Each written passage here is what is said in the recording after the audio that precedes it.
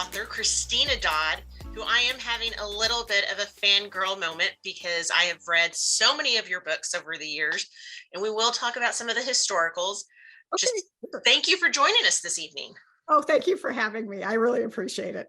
So for some of our readers who might not be familiar with you, tell us a little bit about yourself and how did you first get into writing? You know, I was basically always a reader. I've read my entire life. And at some point after I was reading, I thought, well, how hard could this be? I was so dumb. I can't begin to tell you.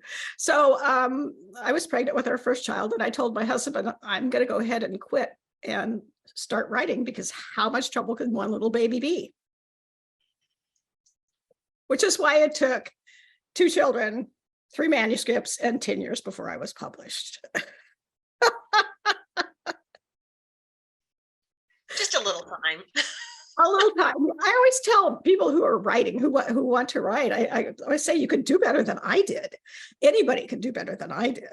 But there was a lot of, you know, there's very much a sense when you're a writer, or when you read writers, is that they're holy people. And of course, that's not true. We're all just normal. And I mean, most of us are normal. And so there was a lot of indecision and a lot of uncertainty for me. And I also read a lot of different kinds of romance. And so I was writing, my first one was a historical romance, and unpublished. And it had everything. It had earthquakes, and it had a female doctor in disguise, and it had just everything and all that you could imagine in a romance book. Plus, of course, it was set in Guatemala. So that one didn't sell. And then I wrote like a Harlequin Presents type thing, and that didn't sell. And then finally, I wrote Candle in the Window, which was my first published book in a historical romance set in medieval times. So won a lot of awards. So the 10 years was probably worth it. But well, how did you keep the motivation going for that 10 years? Well, there was the one point. It is a really long time. There was the one point at which my husband said, you know, if you don't get published pretty soon, you're going to have to get a job. That's motivation right there. But no, I had invested, by the time I realized how difficult it was, I had invested so much time, I wasn't going to be able to stop. And so I just kept plugging along and finally made it. And the main thing is, of course, most of those books never went out of print. They're still there. If you want to buy my historicals, they're all still there. Oh yeah, I have them all. Yeah, they're all, yeah. Thank you. Thank you. Well, what was it initially about historical romance that spoke to you? I love history. I will actually sit down with a history book and read it. Mm-hmm. And I just really love the whole thing. And I love the medieval times. And then they kind of said, well, you need to move up to Regency, or, you know. And so I did that a little bit too, but I jumped all over the place, and that's all there is to it. I've been a rebel writer my whole time. I don't necessarily write the thing that's smart. I write what I want to write, and luckily readers tend to follow me. And then what was the reason to move into paranormal? Oh yeah, we're going to hit it all. I told you. No, go ahead. First I did romantic suspense, but I had done the original, you know, the romantic suspense, the Harlequin Presents type romantic suspense was a suspense. So that I had always been reading that. But then, this is terrible. What I did was I watched Fiddler on the Roof. And if you know the story, it is about a Jewish family in Russia who's forced to immigrate to the US. And what I said, which is what most writers do when they create stories, I said, what happened to the family after they moved here? And at the same time, while I was doing this meditation on what would happen to a family of immigrants, the vampire thing was just huge. And I didn't care. I didn't want to do the vampire thing because I always felt like, well, but they're so limited. They have so many controls on them. And so I started thinking, well, maybe shapeshifters. And then it just all kind of coalesced in my brain. And I ended up with this Darkness Chosen series, which is probably my gateway series for most people. which at the time, which is the truth, I felt like I was born to write that one because I had historical in it and I had contemporary in it. And then there was this fabulous paranormal. I just read, authors are supposed to admit to this, but it's been a long time since I wrote those. So somebody did this fabulous review of Scent of Darkness, and I thought I should read this. So I did. I read that one, and then I read Touch of Darkness, which is the next one, and I just enjoyed them so much. I always say I like to write what I want to read, and it worked. Like you said, that's so often a gateway series for some of your fans. What then was the transition from the paranormal to really Suspense. more of the contemporary suspense? Because like you said, you had already done that also, Yeah. like the Bellaterra series, right? And The military series, I did the Texas Lost Hearts that started in Southern Texas. And yeah, I always read it. I always liked it. And then I eventually, at the time, we were kind of looking at the collapse. It was when ebooks were first coming up, and we were kind of looking at the collapse of the mass market books. And I said, well, what can I do to make myself larger? And so I went for just plain suspense. But of course, being me, there's still romance. And actually, there's some paranormal too. So that's the Virtue Falls series. Do you find that you have to get into a different headspace for those books as opposed to your earlier writings? Yes, I really understand romance in every way. Suspense is harder for me. And Virtue Falls, which is the first book in the series, is the longest book I've ever written by far. I turned it in at 146,000 words, which most of my books are around 90,000 probably. And I was working with St. Martin's Jennifer Indelum, and she said, we got to cut this. And so she made me cut 12,000, but then she made me add 6,000. So it came up at 140,000 words.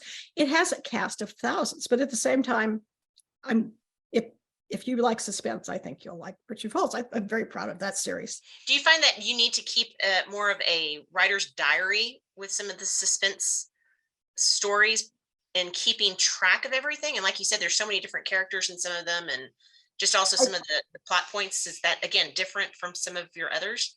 You'd think I'd do that, wouldn't you? Yeah, No. I try. I've started taking notes because I actually, what I worry about more than anything is repeating myself, and I try not to do that. I used to work at a bookstore in Houston, Carol's Book Corner, and I could remember one of the readers saying about one of the really popular writers. She said, do you think she can get in trouble for plagiarizing herself? And I always remember that. And I know that people like to hear the same story over and over and over again, but at the same time, I try not to do that, especially because, of course, I have, one basic theme, which is usually finding family or finding a place. So. Well, and something else with your books too, and I think I remember you talking about it once, that what is it? That you pander to the female fantasy, and that no matter really even which genre that you're writing in, you're still pandering to that fantasy. And how is that different? Do you see it from, or is it different at all from like the male fantasies of being James Bond or Jack Ryan or any of these? It's the less acceptable fantasy, of course, because women are, but it's not, I don't know that it's I guess the fantasy element is, okay, to go back totally early in my life, my dad died before I was born. My mom was pregnant with me, and she had my two older sisters, and she was a housewife. She had no way to support us. So we had really, really tough times. But my entire early life, I watched her take one step after another, which would have just beaten most women to the ground. She has always been my heroine. She was so strong, and she was scared to death the entire time. Of course, she was, we could have starved to death, frankly. And so for me, that's what I'm talking about when I talk about the female fantasy. For me, the female fantasy is that you just keep going, and sooner or later you win.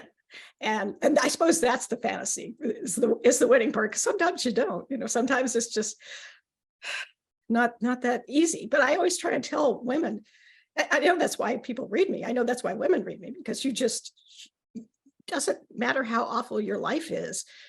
You'd like to read about people who can keep going and finally make their lives work. I've had some of my best letters from people are people who say things like, oh, my mother was dying and you kept me sane, or I lost my baby and your books made me smile. And that's matters hugely to a writer, and it's humbling, which I'm not a very humble person, if you haven't noticed.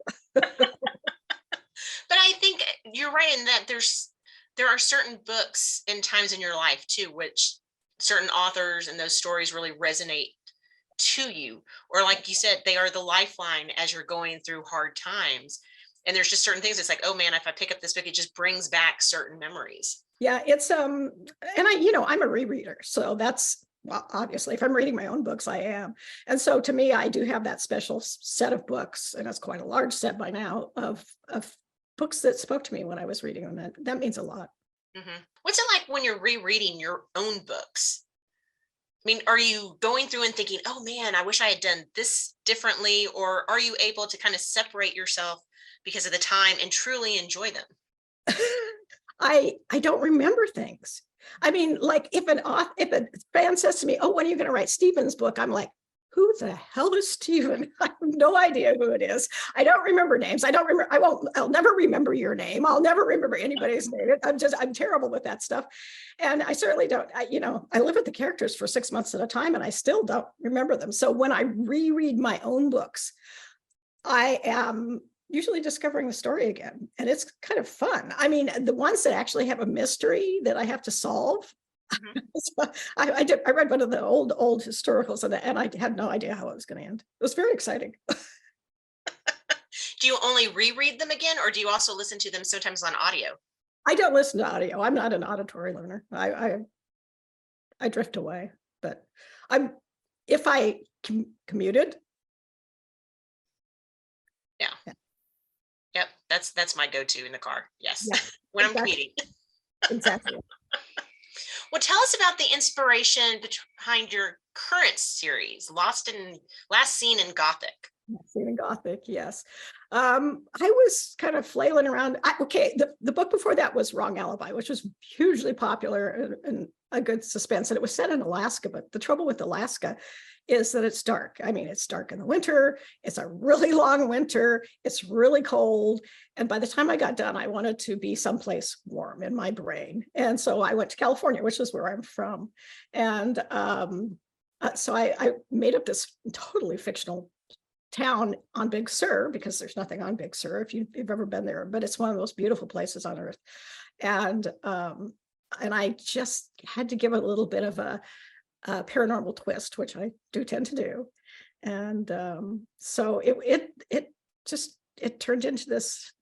And then let me think. The first book. I'm trying to go back now. The first book, I was writing on a book that was set on a cruise ship. And then the pandemic hit. And we didn't know what was going to happen. And all the cruise lines shut down. And I'm suddenly like sitting here going, well, I've got 100 pages of a story that I can't write. Happened one other time when I was writing a book set in New Orleans, and Katrina came through, and people should pay me not to write books set in their homes.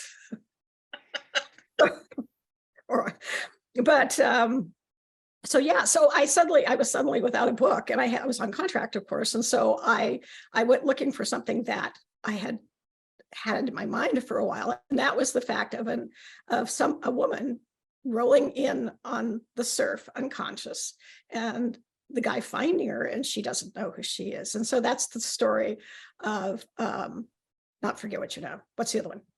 Point Last Seen. Then after that, it just kind of exploded. I loved the town of Gothic. It's just it's a great place to be mentally. It's California, and it's a small town, and there's your occasional murders, and it's I love it. I think it's fun. Well, and with this latest one, with the Forget What You Know, with Zoey Phoenix as the flower breeder, which I have to admit, the first time I read that, I'm like, the flower breeder?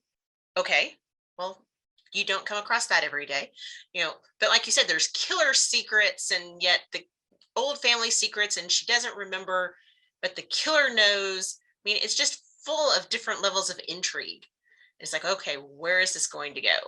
But the actual, I know I was going to set it Gothic, but it was, again, where it was towards the end of the pandemic. And what I did was I went on Facebook and I said, what do you do from home? What kind of great job do you have? And it was so interesting. I mean, the readers came on and they just told me all kinds of wonderful things. And one lady said a flower breeder. I thought that was really cool because at the time I was reading Flower Confidential. And it was just basically about the flower industry. And so I just put it together into Forget What You Know. And that was fun. But I've, there's, boy, the readers tell me the best stuff. They just do. And they guide my reading a lot because they give me great ideas. And so you can take the flower breeding experience and it could become a new project for your husband in your, or in the new garden house, right? I mean, we have the garden going. I mean, we're just basically farmers at heart. Because that's one of the things that you share a lot of times online is the latest project from your husband. And how much of that do you sometimes want? Oh gosh, he did this. How can you put this into a book? Or is it completely separate? It is usually completely separate. He built us a stone circle. We just had the summer solstice out there. And I looked at, we've got a separate lot off the side of our house. And I said, I'd love a stone circle. And I was thinking like stones. And he was thinking stones. If he could put it together with an excavator, he does. And so we have an actual quite large stone circle. It's not Stonehenge, but it's still pretty good size. And then he built a tree house. And I said, I'd like a tree house, but he was like, well, I don't want it to be a little tree house. So now we have this immense tree house that nothing is going to knock down. If an earthquake comes to Washington State and it'll knock the house down, but it's not going to knock that down. And and then he did a greenhouse, but it was prefab. And I just helped him carry a pink dogwood up into the yard. Damn thing weighed like 150 pounds. He put that in, and then now he's doing a planter around it. So he keeps busy all summer. Well, that's good though. Yes. Always good to have different projects. We were actually talking about Texas today because he was saying, I think the high today was 76, and he was saying it's really warmed up. And I was looking at him like, and he goes, we didn't have as much yard when we lived in Texas as we have here. We're on 5.5 acres, so there's a lot more work done. Well, I have heard with other interviews with your buddy Jane Ann Krentz, and how she's such a big fan of yours also, of course. Have you guys ever thought about collaborating on books? Completely separate, huh? Yes, we do plot together. I mean, one of us will you just get stuck sometimes in your brain and you can't go any farther, and you call her, call somebody and say, and usually the other brain comes right up with the answer. It's usually so obvious, but sometimes not so much. And then sometimes, of course, you come up with a great idea for somebody else and they're like, I couldn't write that. Well, I think it's so interesting because each of you have been where you've written historicals, you've done paranormals, you've been doing suspense, and that there's not that many people who you could probably bounce some of those different ideas off of and still be able to pull onto each of the areas. Well, plot is plot. I can pretty much call any of my friends, writer friends, and they'll help me out. Usually if it's a different genre, you may have to explain a little bit more on, but they're just, I have a lot of really intelligent, fabulous friends who are so helpful. Susan Mallory's got a book out this week. Mm-hmm. I wish I could tell you the name. And but it's new and it's wonderful. The thing about Susan is she's so funny. She's funny in person if you've ever met her, if you've ever interviewed her. And then you read her books, and the thing that's great about it is you're going to guffaw. So it's fun. Right. But you've done writing collaborations in the past. Like, wasn't it like Once Upon a Pillow? Yes, that was with Connie Brockway, but it wasn't a collaboration. It was 4 different stories. She wrote 2 of them and I wrote 2 of them. So we just basically did the overview and then we wrote separately. Mm-hmm. Well, Christina, I want to jump into what we call our fresh fiction facts. These are meant to be fairly quick questions off the top of your head, but I warn you, I've stumped people in the past, okay? Oh, you'll definitely stop me. I don't think on my feet. Definitely not. Well, let's start with an easy one because you mentioned it earlier that you're a big rereader. What is probably one of your most dog-eared copies of a book? Ah, the Little House books. If you looked at my Little House copies, my husband early on bought me the entire hardcover set, and we read it to our kids, and I actually just reread a couple of them recently because I wanted to revisit that world. And do you, when you go back to visit those, do you start at the beginning or do you start somewhere in the middle and then you have to finish the rest of it? Or how do you No, I bounce it? usually start at the beginning, but if I'm looking for some specific element that I'm remembering, then I will start wherever too. That's one of the things that's great about rereading. You always remember the better parts of the books, and so you don't actually have to start at the beginning. Mhm. You know, for me, on like my Linda Howard books, they kind of fall open at the particular point. And you know which point I'm talking about. With that, are you still very much an actual book person or do you also read on ebook? Oh yeah, no, I've always said read a traffic sign. I read them. I read everything. I prefer a book. I really do. I work on a computer all the time, and I don't need a screen. But if it's an ebook, I'll read it if I get the chance. What is your favorite genre to read? That is a stumper. I just I just like to read about people. I like to read about, I love romance. Of course, obviously I do. And then I love the comedy of men and women, or women and women getting together. Ooh, I just read my first lesbian romance. Did you hear about this? No. It's called The Fiancé Farce. And in the book, she's actually talking about, and you're going to know this, I don't know if anybody else will, she actually talks about the cover of Castles in the Air with the three arms. So I mean, I found out about this, and so I got the book and I read it. I was like, oh, this is very pleasant. So, oh, you got it. There you go. Can you show them? Let's see if I pull it up closer. Wait a minute. Background. Yeah, so there's the three arms. Oops. Wait a minute. Wait. Let me see if I can find the poster. It'll just take a second. If I have it, I have it. The one book I pulled down from my shelf. I was going to show it in the after party, but since we mentioned it here.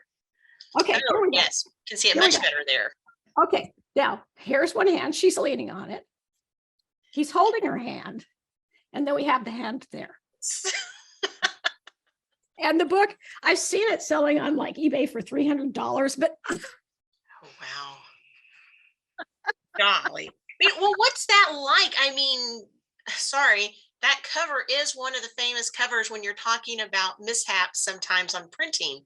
And yes. to know, I mean, that's like a Jeopardy question, right? Yes. Yeah, no, when I was at the RWA conference, and one of the booksellers caught me and said, did you know there's three arms on the cover? And I was like, hey, they spelled my name right. I didn't even catch it. I didn't see it at all. I'd had that poster on my desk for, 6 months. And so I went down to the bookstore and checked it out. And then I told my editor, and she was just like deer in the headlights, horrified. And by the time I got home, I mean, New York was calling me in.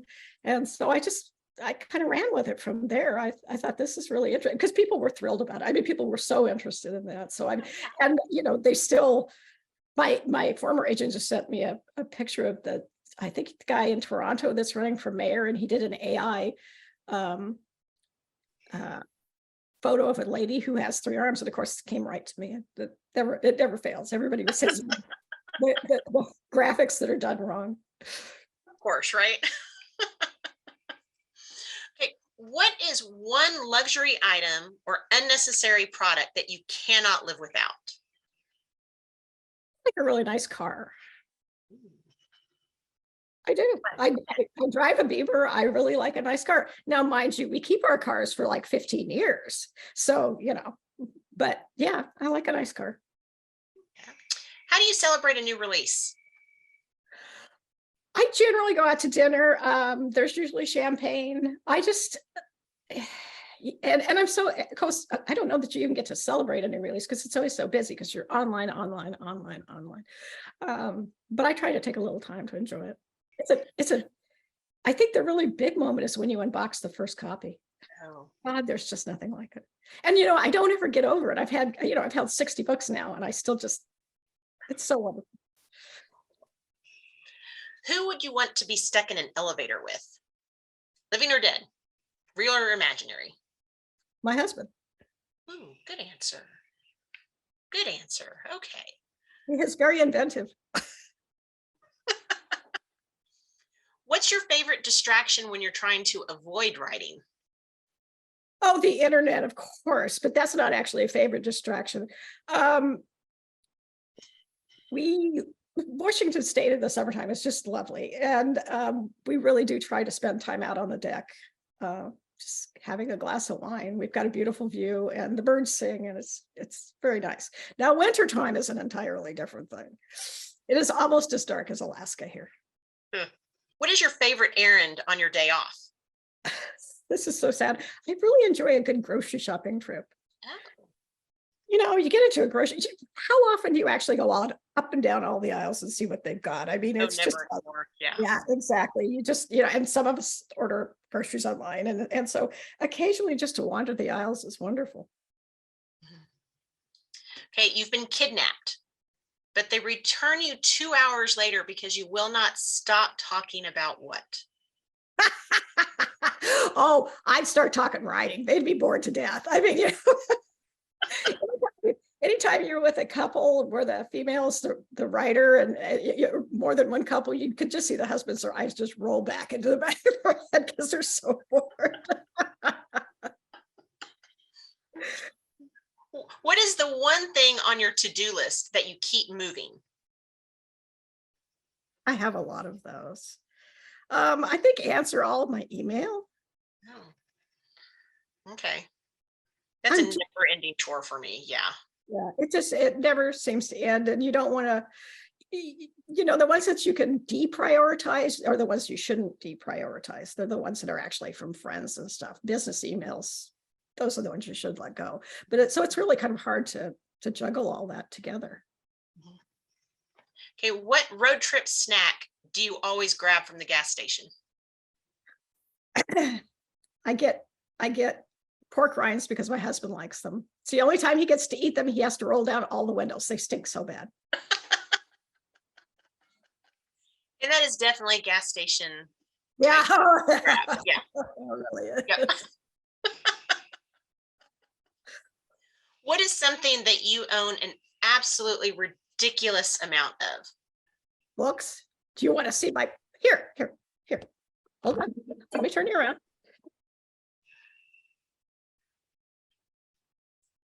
Books and books. Okay, wait a minute. I'm going to go ahead and show you my trick here. My husband was a designer. And so I told him what I wanted in a bookshelf, and so he did it. He didn't make it, but he designed it. Whoa. That's my storage for my office. Secret bookshelves. Well, I keep everything in there. All stuff is everything's in there that I have. But yeah. Jealous. Yep. Oh, no, it's like the best thing I've ever owned. It's just so wonderful. Well, there's a lot of us that fall into the same camp of we've got a ridiculous amount of books. So it's always a case of do I need more bookshelves, which is usually yes. And now where do I put them? Right. Well, I've gotten to the part where I'm trying to discard books, but the trouble is I don't stop buying books. So it never comes out like I'm hoping. Of course. Yep. I can understand that. Well, what is the best book that you have been reading recently that you would recommend to our readers? I loved the Jane Ann Krantz Jane Castle books, which she just started writing them again. And those were the, when she started doing otherworldly books, that's when I hadn't liked her before, but I became such a huge fan. So I love those. We all love the Dust Bunnies. Yeah, we do. We love the Dust Bunnies. And like I said, the Susan Mallory book, I really enjoyed it. What's it called? The Friendship Pact. Do you know? You don't remember names. I'm terrible with book I titles. don't remember titles either. That's my problem. Yeah, And I can I mean, picture the cover. listen, Enchantment. I've been writing solid for a month, and you're lucky I can tell you my name, much less my husband, my poor family. I'll be in the kitchen working and I'll say, get me the thingy out of the thingy. And by God, they'll go get the grater out of the cupboard because they know what it is I'm trying to say. I have no words left. I have no words. Well, with that in mind, we're going to go ahead and wrap up, but leaving one of the most important questions is, what is the best way for our readers to stay up with you and find out what's coming next? Please join my newsletter. If you can follow me on social media if you want to, but you all know that Facebook and all that doesn't show everything that I'm saying. I always tell about sales. I always tell about cover changes because people get really cranky if they've already bought the book.